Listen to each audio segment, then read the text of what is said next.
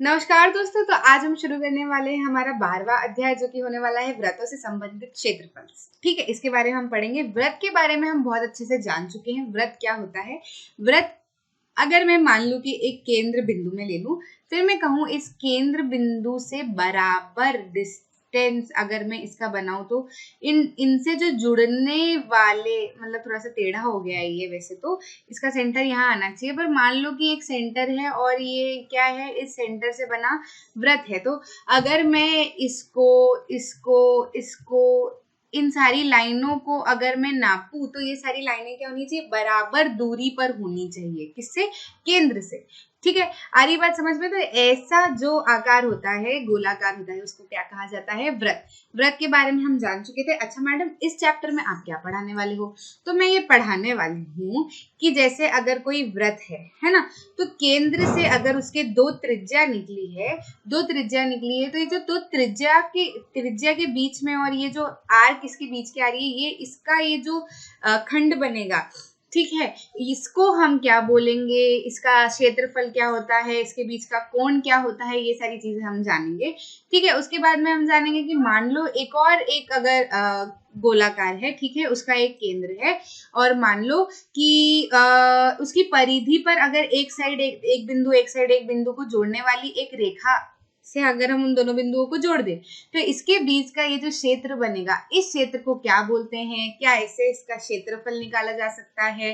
ठीक है, ये सारी बातें हम जानेंगे इस चैप्टर में। ठीक है, आगे बढ़ते हैं।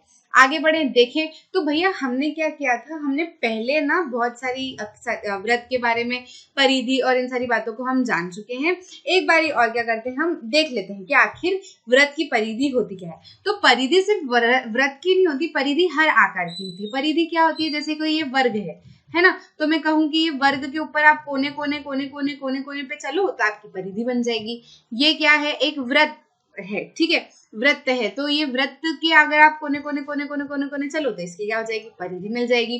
ठीक है, तो सबके केस में बोलते परिधि है, व्रत के केस में इस परिधि को और क्या कहा जाता है? सरकमफेरेंस कहा जाता है। ठीक है, आ रही है बात समझ में आपको? ठीक है, सरकमफेरेंस कहलाता है। अब ये व्रत की परिधि का उसके व्यास के साथ में एक अचर अनुपात होता है। व्यास क्या होता है भैया? मैडम, परिधि तो आपने समझा दी। तो देखो व्यास क्या होता है, अगर कोई व्रत है ना, तो व्रत के बीच में केंद्र बिंदु तो होगा कि नहीं? व्रत के बीच में एक केंद्र बिंदु होगा। तो केंद्र बिंदु से एक कोने तक की ये जो लाइन होती है, क्या कहलाती है? त्रिज्या, है ना।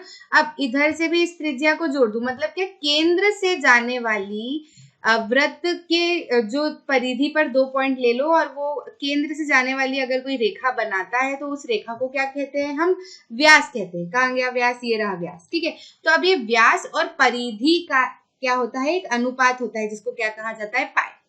बच्चों के मन में सवाल आता ही नहीं है, बच्चे सिर्फ 2 पाई आर स्क्वायर लगाए जाते, लेकिन कभी पूछते ही नहीं है ये जो पाई की वैल्यू हम 22/7, 3.14 ये सब हम रखते हैं, तो ये पाई आखिर होता क्या है? इसका मतलब क्या होता है पाई का?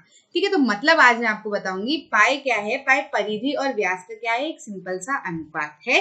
ठीक है, तो अगर हम यहाँ पर देखें, तो व्यास हमारा क्या हो जाता है? 2r। कैसे होता है कि भैया, सेंटर से, केंद्र से यहाँ तक का डिस्टेंस तो r होता है ना, त्रिज्या को r मानते हैं हम, तो इधर भी केंद्र से इधर तक का डिस्टेंस r होगा, तो ये r प्लस r कितना हो जाएगा? 2r। तो व्यास हमारा क्या आ जाएगा? 2r आ जाएगा ना।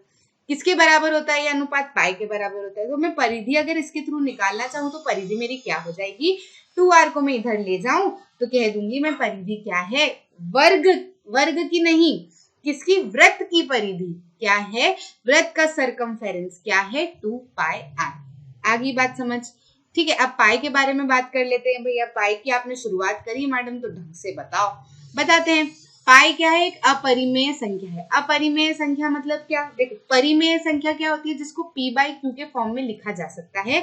p पूर्णांक होता है, q भी क्या होता है? पूर्णांक होता है, और q 0 के बराबर नहीं होना चाहिए, ऐसी हमारी परिमेय संख्या होती है। तो ठीक है, जो संख्या p/q के फॉर्म में लिखी जा सकती है, वो सारी संख्याएं क्या होती है? परिमेय संख्या। अब कुछ संख्याएं ऐसी भी है जिनको p/q के फॉर्म में नहीं लिखा जा सकता, है ना। तो ऐसी संख्याएं क्या होती है, अपरिमेय संख्या, इरेशनल, पढ़ चुके हैं हम हमारे पुराने चैप्टर्स में बहुत अच्छे से, ठीक है। तो पाई क्या है, ऐसी अपरिमेय संख्या है। इसका दशमलव प्रसार अगर हम निकालते हैं जैसे 22/7 तो हमारा 3.14 आ जाएगा।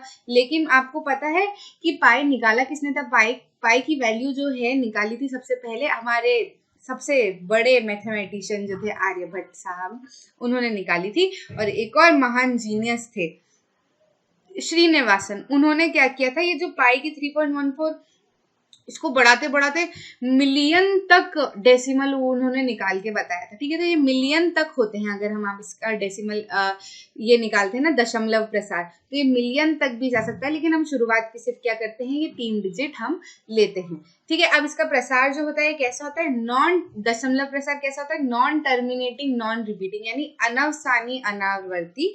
इसका मतलब क्या होता है कि अगर ये जो मिलियन डिजिट तो मैं बोल रही हूँ तो किस तरीके की होंगी, वो बढ़ती जाएंगी, रुकेंगी नहीं, बढ़ती ही जाती, रुकती नहीं है वो, ठीक है। आती जाती आती जाती आती जाती है, लेकिन किस तरीके से, रिपीट भी नहीं होते उसमें नंबर, मतलब ऐसा नहीं कि 14141414 आता जाएगा, हमेशा आपको अलग अलग अलग अलग संख्या मिलेगी, ठीक है। तो इस तरीके की होती है हमारी पाई। व्यवहारिक कार्यों के लिए हम प्रायः पाई का मान लगभग कितना लेते हैं, 22.7 और 3.14, ठीक है। हम देख लेते हैं कि भैया 22.7 जैसे काटापीटी वाला काम अगर हो जा रहा है तो 22.7 ले लो, मल्टीप्लाई करना पड़ रहा है, पूरा योग ही करना पड़ रहा है, ठीक है, और प्लस ही करना पड़ रहा है तो 3.14 ले लो। डिपेंड करता है कि हम किस तरीके का प्रश्न सॉल्व करें, ठीक है। आगे बढ़ते हैं। प्राय के बारे में तो जान लिया, अब हम जानते हैं वृत्त के क्षेत्रफल के बारे में, ठीक है। वृत्त का क्षेत्रफल, हम बच्चों से बोलो कि वृत्त का क्षेत्रफल, तभी कुछ लोग तो चिल्ला भी रहे होंगे पाई आर स्क्वायर, मैडम हमको पता है पाई आर स्क्वायर होता है, ठीक है। तो बहुत सही बात है, पाई आर स्क्वायर होता है, लेकिन हम इसमें जानेंगे कि पाई आर स्क्वायर कैसे निकाला जाता है, ठीक है। तो अगर मैं कहूँ कि एक वृत्त ले लो, ठीक है, उसको 16 त्रिज्य खंडों में काट लो, है ना। मतलब क्या कि सेंटर से ऊपर तक की कितनी लाइनें, इस तरीके की लाइनें खींचो 32, मतलब 16 त्रिज्य खंड बनाना है तो 32 लाइनें हमको खींचनी पड़ेगी, ठीक है। अब ये जो 32 लाइनें जब हम खींचेंगे तो 16 हमारे कितने त्रिज्य खंड बन जाएंगे। अब इन त्रिज्य खंडों का क्या करो, इनको पुनर्व्यवस्थित करो, ठीक है। कैसे करो कि ये जो एक है, ये एक किस तरीके से दिख रहा है अगर मैं बताऊं तो ये कुछ ऐसा दिख रहा है ना। तो ये एक को मैंने यहाँ पर ऐसे बिठा दिया। अब मैं अगला 2 नहीं बिठाऊंगी, यहाँ पे इस ऊपर ऊपर क्या बिठाऊंगी, 1 3 5 7 सारे जो ऑड वाले हैं ना वो बिठाऊंगी।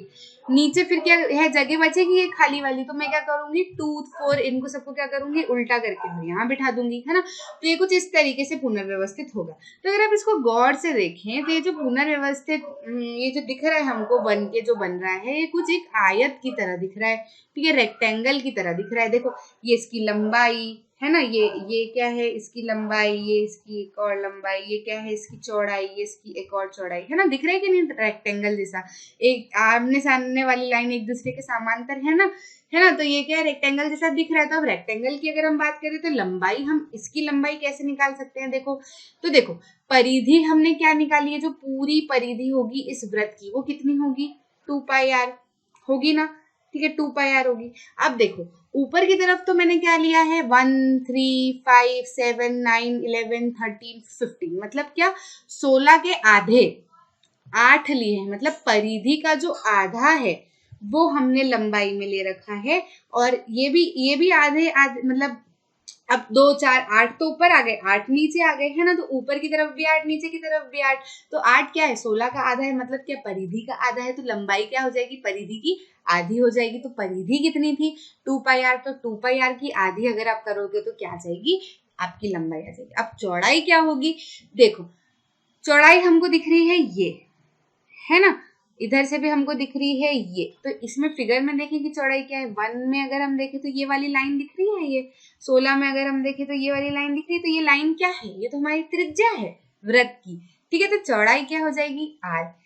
अब वृत्त का क्षेत्रफल अगर हम निकाले तो किसी भी चीज का क्षेत्रफल जो है वो क्या होता है, लंबाई इंटू चौड़ाई, ठीक है, लंबाई इंटू चौड़ाई। तो लंबाई और वृत्त का क्षेत्रफल लंबाई इंटू चौड़ाई हमने किया, तो लंबाई कितनी है, हाफ इंटू 2 पाई आर, और चौड़ाई कितनी है r, तो हमने यहाँ पे लिखा, तो ये 2 से 2 तो कैंसिल हो गया, पाई का पाई आ गया और r 2 बार आ गया, तो r का क्या कर दिया, स्क्वायर। तो क्षेत्रफल वृत्त का क्या निकल के आया, पाई आर। आगे आपको बात समझ में, किस तरीके से हम क्षेत्रफल समझा हमने, क्या होता है, कैसे निकाला गया है ये। ठीक है, अब एक उदाहरण देखते हैं। एक वृत्ताकार खेत पर 24 रुपए प्रति मीटर की दर से बाड़ लगाने का व्यय कितना है? 5280। ठीक है, 5280 है। इस खेत की ₹0.50 प्रति वर्ग मीटर की दर से जुताई करानी जानी। खेत की जुताई कराने का व्यय ज्ञात कीजिए। बहुत आसान प्रश्न, बहुत ही आसान प्रश्न है। देखो क्या करेंगे हम इसके लिए, सबसे पहले क्या करेंगे हम, बाड़ की लंबाई निकाल लेते हैं, है ना। बाड़ की अगर मैं लंबाई निकालूं,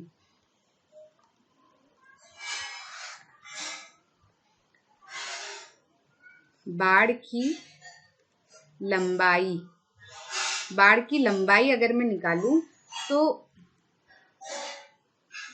बाड़ की लंबाई किस तरीके से निकलेगी भैया? बाड़ की लंबाई जो है वो निकलेगी, अगर मैं कहूँ मीटर में अगर मेरे को निकालनी है, तो पूरा व्यय कितना हो रहा है, पूरा व्यय जितना हो रहा है अपॉन में अगर मैं दर कर दूं तो लंबाई निकल जाएगी। ठीक है, पूरा व्यय जितना हो रहा है, पूरा व्यय कितना हो रहा है, ये अपॉन में क्या करूं, वृत्ताकार खेत पर बाड़ लगाने का व्यय, पूरा व्यय अपॉन में दर, मतलब 1 का। ठीक है, उस हिसाब से निकालू तो लंबाई पता चल जाएगी। मतलब क्या कि वो जितना हमको क्या है, लंबाई निकालनी है, तो पूरी लंबाई का व्यय हमको कितना दे रखा है, 5280, और हमको 1 की पता है, तो पूरे में 1 का अगर हम डिवाइड कर देंगे तो हमको लंबाई पता चल जाएगी, है कि नहीं। मतलब मतलब पता नहीं है हमको कि चॉकलेट कितनी आनी है, लेकिन हम कह रहे हैं 100 रुपए की चॉकलेट आती है ना, और एक चॉकलेट कितने की है, 10 रुपए की। तो हम क्या करेंगे, 100 में 10 का डिवाइड लगा देते तो हमको पता चल जाता है ना कि चॉकलेट कितनी खरीदी। आगे बात समझ में, तो पूरा व्यय अपॉन में दर कर देंगे तो लंबाई हमें पता चल जाएगी। तो क्या है, 5280 तो हमारा पूरा व्यय है। लंबाई दर कितनी है हमारी, 24, तो ये कितना निकल के आ जाएगा, 220 मीटर। हमारी बाड़ की लंबाई पता चल जाएगी। ठीक है, बाड़ की लंबाई पता चली, मतलब क्या पता चली हमको, परिधि पता चली है, कोना कोना हमको पता चल गया, परिधि पता चल गई। ठीक है, अब क्योंकि हम जानते हैं कि खेत की त्रिज्या जो है वो r मीटर की है, ठीक है, वृत्ताकार का खेत है, तो त्रिज्या कितनी हो जाएगी, r की हो जाएगी। त्रिज्या को हम मान लेते हैं कितना, r मीटर। ठीक है, r मीटर की त्रिज्या मान लेते हैं, तो जो पूरी परिधि है वो कितनी हो जाएगी, 2 पाई r की क्या हो जाएगी, परिधि हो जाएगी, है ना। अभी परिधि है कितनी, 220। ठीक है, तो इससे क्या होगा, हमारी त्रिज्या पता चल जाएगी। त्रिज्या अगर हमको पता चल गई, देखो त्रिज्या 2 पाई इंटू आर बराबर 220। ठीक है, तो ये कितने से 10 से चला जाएगा, आर कितना हो जाएगा, 10 इंटू 7 अपॉन में 2, 2 5 जा, ये कितना हो जाएगा, 35 मीटर हमारी क्या आ जाएगी, त्रिज्या आ जाएगी। त्रिज्या हमारी 35 मीटर आ गई, तो क्षेत्रफल हम आसानी से निकाल पाएंगे। ठीक है, क्षेत्रफल कितना होगा भैया, क्षेत्रफल होगा पाई आर स्क्वायर। ठीक है, पाई आर स्क्वायर का क्षेत्रफल होगा, तो हम निकाले 22/7 इंटू 35 का स्क्वायर, तो ये कितना निकल के आएगा, इसको अगर हम सॉल्व करते हैं तो ये कितना आ जाएगा, इसको हम इतना ही लिख लेते हैं। देखो एक 35 तो 7 से कैंसिल हो जाएगा, 5 आ जाएगा, है ना। तो ये कितना हो जाएगा, 22 इंटू 5 इंटू 35 मीटर स्क्वायर का हमारा क्या आ जाएगा, क्षेत्रफल आ जाएगा। बस हमको क्या करना था, खेत की जुताई कराने का व्यय ज्ञात करना था। ठीक है, तो हमको ये पता है कि 1 मीटर स्क्वायर की जुताई का व्यय कितना है, 0.50, है ना। हमको पूरे की निकालनी है, तो कितने की निकालनी है, हमको इतने की निकालनी है। तो हम आसानी से पता कर, भाई हमको अगर व्यय ज्ञात करना है पूरे खेत का, तो हमको उसके लिए क्षेत्रफल भी तो ज्ञात करना पड़ेगा। तो अभी तक हमने जो किया वो किसके लिए किया, क्षेत्रफल ज्ञात करने के लिए। अब 1 मीटर स्क्वायर की जुताई का व्यय हमको पता है, तो हम आसानी से इतने क्षेत्रफल की जुताई का व्यय निकाल लेंगे ना। ठीक है, एक चॉकलेट अगर 5 रुपए की है, तो 10 चॉकलेट कितने की होगी, तो हम आसानी से निकाल लेते हैं। कैसे, 5 में 10 का मल्टीप्लाई कर देते हैं। तो बस क्या करेंगे हम, सिंपल सा खेत की जुताई, यहाँ मैं लिख देती हूँ, खेत की जुताई का व्यय, कितना हो जाएगा ये हो जाएगा 22 इंटू 5 इंटू 35 इंटू कितना 0.50।